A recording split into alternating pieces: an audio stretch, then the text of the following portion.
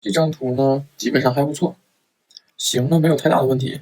然后胸腔第一张还是感觉稍微短了一些，而且胸腔的下角啊这块感觉还是有点往里收，有点打不开。我们看到模特啊，大胆的把它画出来，这个部分呢是离体表最近的。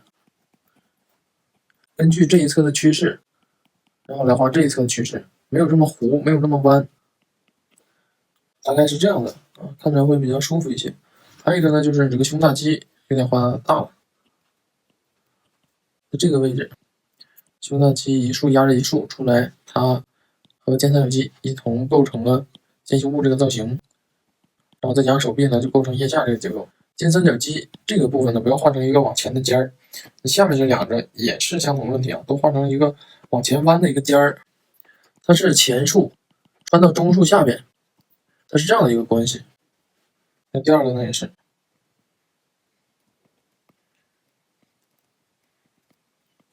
肩三角肌的造型呢是这样，然后第二个胸腔下面啊，这还好，问题不大。但是这里啊有这个骨骼又跃出体表了，没有收进去。前锯肌像这种动态呢，这个位置看到照片，胸大肌和臂关肌之间露出来这个部分是平的，然后逐渐往下是向下倾斜的。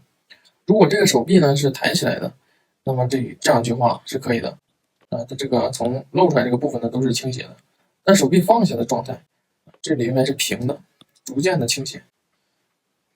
好，来看这张，我们先来看第一个胸腔，在照片上，这个胸腔后边呢没有离体表这么近，下边这里离体表近一点，下边还可以再往下一些。有的时候肋骨前面这里呢，它会顶出来，大概是这样的一个形状，还是要根据体表外形来判断。第二个胸腔，感觉这个部分呢是骨骼隆起来的，这里呢又靠体表太近了，有点。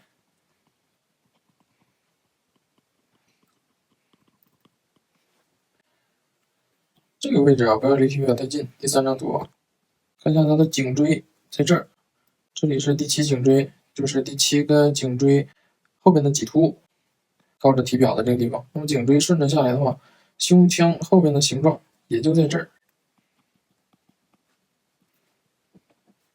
注意判断好胸腔侧边的这个形状在人体当中的一个状态。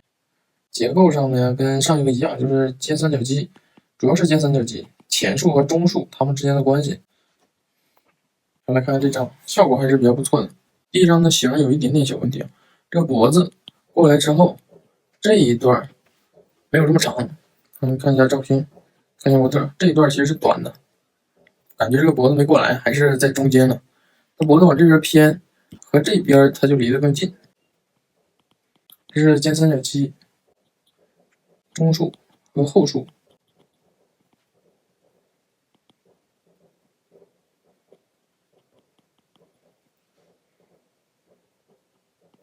可以把中束和后束呢稍微分一下。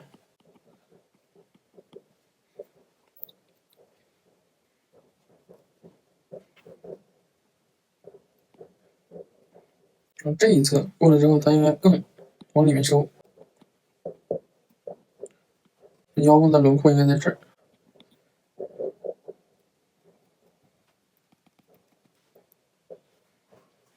然后下面的这个，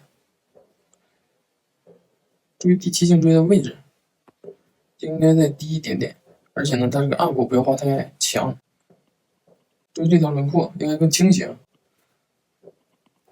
然后整个这一边的造型都应该更低一些，这个位置整体画高了。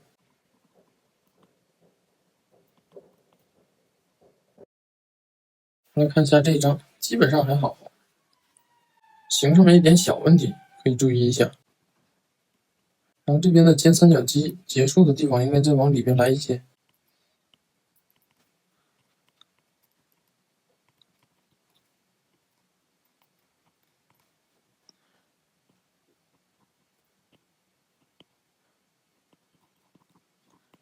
这一次的胸大肌和肩三角肌转过去的，就多一些拉扯的感觉。它们的指点就转过去，所以说呢，手臂的这条边要在前，肩三角肌的这条边呢要往后去，这才有它这个被拉拽过去的这种感觉。手臂这里可以画饱满一点这个边，那这样的话才有这个手臂抬起来，这边往这边走的感觉。下面的这个也问题不大，这边稍微高了一些，这边现在应该往下降一些。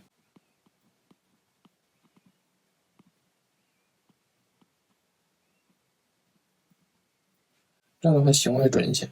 还有就是胸大肌的内侧的轮廓，下面这里呢没有贴这么近。来看一下这张，结构上基本上还好。注意一下比例，这边胸大肌啊感觉有点大了，看看胸大肌和肩三角肌之间的这个比例，看它们的大小关系。胸大肌画大了。然后第二个，这个胸腔啊，上端开口可以小一点，然后这个弧度啊是这样下来的。胸腔侧面的轮廓应该是这样，你看下面的这个都画成趋近于平的了。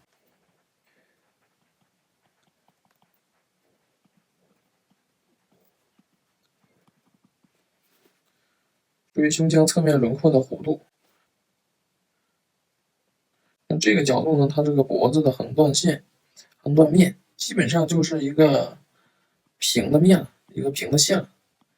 就这样，应该是这样的一个角度，看不到这么大的这个横断面。要注意角度的判断。这一侧的胸大肌可以呢窄一点，然后这个手臂看不到这么大的横断面，这么圆。这边可以稍微圆一点，也是角度的问题。注意对这些体块的角度的判断。